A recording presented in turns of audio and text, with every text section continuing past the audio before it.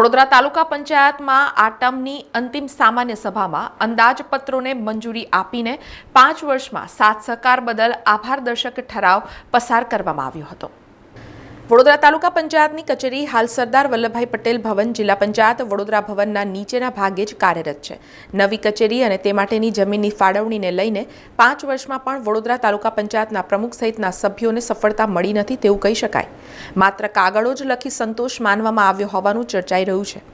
અત્યારે ખાનપુરમાં જે જગ્યાની માંગ કરી હતી તે અંગેની પ્રક્રિયા ચાલી રહી છે અને જિલ્લા કલેક્ટર કચેરી તરફથી જગ્યા મળશે તેવી આશા અપેક્ષાએ સભ્યોએ આજે વડોદરા તાલુકા પંચાયતની આ ટર્મની અંતિમ સભામાં હાજરી આપી હતી।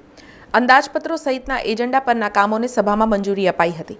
આજની સભામાં મંજૂર થયેલા કામોની વિસ્તૃત માહિતી વડોદરા તાલુકા પંચાયતના પ્રમુખ અંકિતા પરમારે મીડિયા માધ્યમોને આપી હતી। જોકે 5 વર્ષમાં આંખે ઉડીને વળગે એવા કયા કામો કર્યા છે તેવા મીડિયાના સવાલ પર તેમણે તમામ કામો ખાસ જ હોય છે તેમ જણાવ્યું હતું અને કામો ગણાવી શક્યા ન હતા।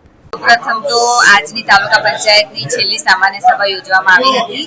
આ સમય દરમિયાન તમામ સભ્યોએ, અધિકારીઓએ અને તાલુકાની જનતાએ જે મારા પર વિશ્વાસ મૂક્યો તે બદલ હું સૌનો ખૂબ ખૂબ આભાર માનું છું અને જનતાનો વિશ્વાસ અને આશીર્વાદ જ મારી ખરી શક્તિ રહી છે એ મારા માટે ખૂબ જ ગૌરવની વાત છે। અને આજની તાલુકાની સામાન્ય સભામાં ટોટલ 5 મુખ્ય વિષયો હતા, જેમાં વિષય નંબર 1 છે ગત તારીખ 12/8/2025ની સામાન્ય સભાના ઠરાવ વંચાણે લઈ બહાલી આપવા બાબત। વિષય નંબર 2 તારીખ 12/8/2025ના સામાન્ય સભાના ઠરાવના અમલીકરણ બાબત અને વિષય નંબર 3 કારોબારી સમિતિની તારીખ 20/2/2026ના રોજની બેઠકમાં આયોજન કરવામાં આવેલ કામોને વહીવટી મંજૂરી આપવા બાબત। વિષય નંબર 4 તાલુકા પંચાયત વડોદરાનું સને 2025-26નું સુધારેલ અંદાજપત્ર તથા સને 2026-27નું મૂળ અંદાજપત્ર મંજૂર કરવા બાબત અને છેલ્લો વિષય નંબર 5 તાલુકા પંચાયત કચેરી વડોદરાના સને 2024-25ના વાર્ષિક હિસાબો મંજૂર કરવા બાબત। બેન 5 વર્ષમાં નવી કચેરીમાં નહીં જઈ શક્યા, એક વસ્તુ શું રહેશે માનો છો? એ વસ્તુનો એક સારો કે અમારી કાર્યકાળ દરમિયાન નવી તાલુકા પંચાયત ફળવાશે એ વસ્તુનો અમને ખૂબ જ આનંદ છે અને અમે રહીને બીજું કોઈ આવનારું એ વસ્તુનો લાભ લેશે તો એ બધું એક જ છે। અમે એક જ પરિવારના બધા સભ્યો છે। અમારા સમય દરમિયાન નવી તાલુકા પંચાયત ફળવાશે એ વસ્તુનો અમને ખૂબ જ ગૌરવ છે। બેન, હવે ગણતરીના દિવસો બાકી છે, હજુ તો જગ્યાના માપણીની વાતો ચાલી રહી છે અને હજુ તો તમે જગ્યા માંગી છે, તો કઈ રીતે થશે? 18 માર્ચ આવી ગઈ, આજે 27 ફેબ્રુઆરી છે, ઠરાવ પણ આપી દીધા છે અને આશા રાખીએ કે કલેક્ટર કચેરીમાંથી ખૂબ જ ઝડપથી આનું નિરાકરણ આવી જાય અને ઝડપથી તાલુકા પંચાયતની નવી મકાન બનવાનું શરૂઆત થઈ જાય। એક અંતિમ સવાલ, 5 વર્ષ તમે શાસનમાં રહ્યા, 2.5 વર્ષ પ્રમુખ રહ્યા, આંખે ઉડીને વળગે એવા કયા કામો કર્યા કે આજીવન તમને યાદ રહેશે? આમ તો બધા જ એવા સરસ કામ કર્યા છે જેથી કરીને લોકોના હિતમાં દરેક કામ કર્યા છે। લોકોની પ્રાથમિક જરૂરિયાત શું છે તે જાણીને ચકાસીને એવા મને નથી લાગતું કે કોઈ કામ એવું રહી જતું હોય કે જે લોકોની પ્રાથમિક જરૂરિયાત પૂરી ના થઈ હોય અને તે છતાં પણ જો કોઈ કામ રહી જતા હોય તો અમે આશા રાખીએ કે આગળ જે નવા પ્રમુખ ચૂંટાઈને આવે તે કામ કરે અને અત્યાર સુધીમાં જે પણ કામ થયા છે અને લોકોનો સહકાર મળ્યો છે તે બદલ હું સૌનો ખૂબ ખૂબ આભાર માનું। કોઈ ખાસ કામ ગણાવી શકો છો 5 વર્ષમાં તમે પ્રમુખ નતા કે હતા ત્યાં સમયમાં? આમ તો એવું કઈ હોતું નથી, બધા જ કામ ખાસ હોય છે, કોઈ કામ નાનું કે મોટું હોતું નથી। બધા જ કામને અમને પ્રાથમિક અગ્રતા આપીએ છીએ અને બધા જ કામને એ રીતે જ કરીએ છીએ કે ભાઈ આ કામ જરૂરી જ હોય છે।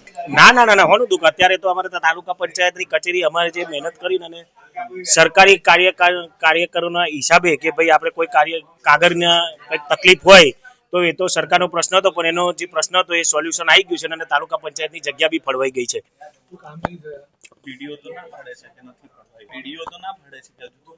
ના ફળવાઈ ગઈ છે, મામલતદાર સાથે ચર્ચા થઈ છે, સાહેબને ફળવાઈ બી ગઈ છે અને ટૂંક સમયમાં એની જાહેરાત બી થઈ જશે। 5 વર્ષમાં આંખે ઉડીને વળગે એવા તાલુકા પંચાયત કયા કામો? ઉડીને વળગે દરેક કાર્ય, પાણીથી લઈને પાણીના કામો, ગટરના કામો, વિકાસના કામો, કોઈ પણ કામ એવા બાકી નથી રહ્યા કે 5 વર્ષની અંદર જો તાલુકા પંચાયત ના કર્યા હોય। આ 5 વર્ષની અંદર જે તાલુકા પંચાયતે કાર્ય કર્યા છે એ ઇતિહાસની અત્યાર લગીના એટલા કરોડના કામો આજ દિન સુધી નહીં થયા હોય। તમે એનો હિસાબ બી તમે એનો જોઈ શકો છો।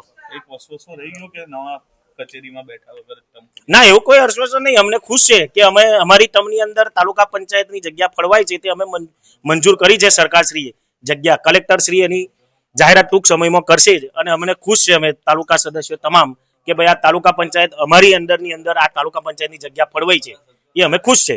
સાહેબે આજે કીધું છે કે ટૂંક સમયમાં આવી જશે. જઈ અમે મંજૂરી લઈશું ઉપરથી જેમની, તો આવી જશે. માનું છું કે અત્યાર સુધી આવી ગયું હોત તો તમારા સાથે જે લોકાર્પણ થઈ શકે.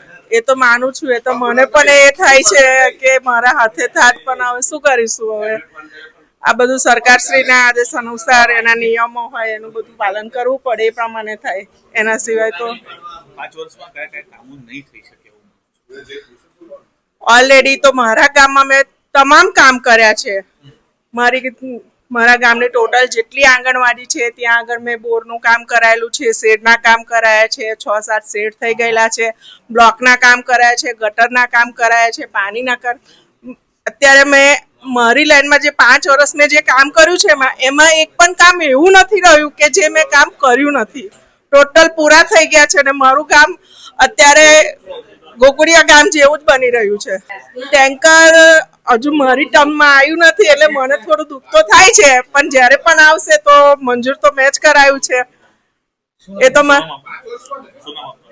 સમાચારોના સતત અપડેટ માટે TNN ન્યૂઝને YouTube પર સબસ્ક્રાઇબ કરી બેલ આઇકોન પ્રેસ કરો અને અમારી સાથે જોડાયેલા રહો Facebook, Instagram અને Twitter ઉપર.